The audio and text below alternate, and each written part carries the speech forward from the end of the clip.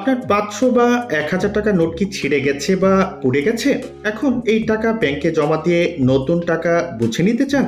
দর্শক, এই প্রতিবেদনে পুরাতন নোট বদলে কিভাবে ব্যাংক থেকে নতুন নোট নেবেন সেটাই তুলে ধরার চেষ্টা করব। ছেঁড়া পোড়া বা বিভিন্ন কারণে নষ্ট হওয়া প্রচলিত টাকার নোটের বিনিময় মূল্য ফেরত দেওয়ার বিষয়ে কেন্দ্রীয় ব্যাংক নতুন নীতিমালা ঘোষণা করেছে। এখন থেকে এই নীতিমালার আওতায় গ্রাহকরা ব্যাংক থেকে নষ্ট হওয়া নোটের বিনিময় মূল্য ফেরত পাবেন।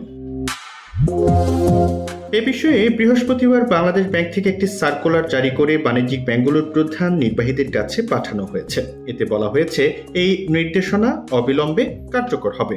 নীতিমালা অনুযায়ী কোনো নোটের 90% বেশি বিদ্যমান থাকলে ওই নোটের বিপরীতে গ্রাহক মূল্যমানের পুরো অর্থ ফেরত পাবেন।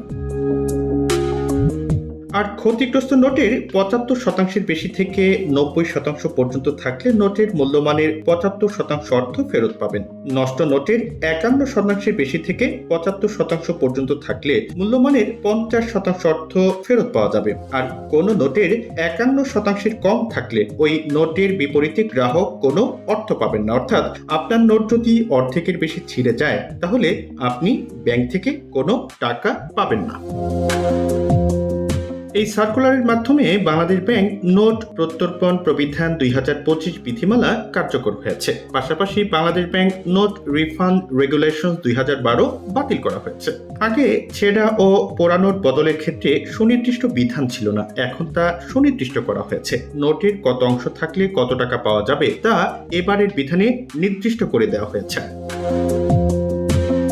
সূত্র জানায় যে নানা কারণে প্রচলিত নোট ক্ষতিগ্রস্ত বা নষ্ট হয় কিংবা পুড়ে যায়। এসব নোট কেন্দ্রীয় ব্যাংকের বিভিন্ন শাখা অফিস সহ বাণিজ্যিক ব্যাংকগুলো থেকে বদল করে নেওয়া যায়। প্রতিটি ব্যাংকের শাখায় এমন ছেঁড়া নোট বদল করে দিচ্ছে, তবে সব নোটের পুরো মূল্য পাওয়া যায় না। কেবল কোনো কারণে ক্ষতিগ্রস্ত কিন্তু নোটের 90% বেশি রয়েছে এমন নোটের বিনিময় মূল্য পুরোটাই পাওয়া যাবে। এসব ক্ষেত্রে নোট তাৎক্ষণিকভাবে বদল করে দেওয়া হচ্ছে। এছাড়া অন্য সব ছেঁড়া ফাড়া নোটও তাৎক্ষণিকভাবে বদল করে দেওয়া হয়।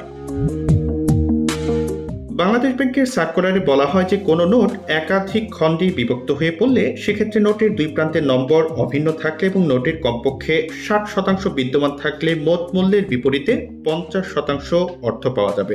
পোড়া নোট অখণ্ডিত থাকলে এবং এর আয়তন কমপক্ষে 51% হলে বা নোট পুড়ে একাধিক খণ্ড হয়ে গেলে দুই প্রান্তের নম্বর মিলতে হবে। একত্রিত খণ্ডের আয়তন কমপক্ষে 60% হলে মোট মূল্যের 50% অর্থ পাওয়া যাবে।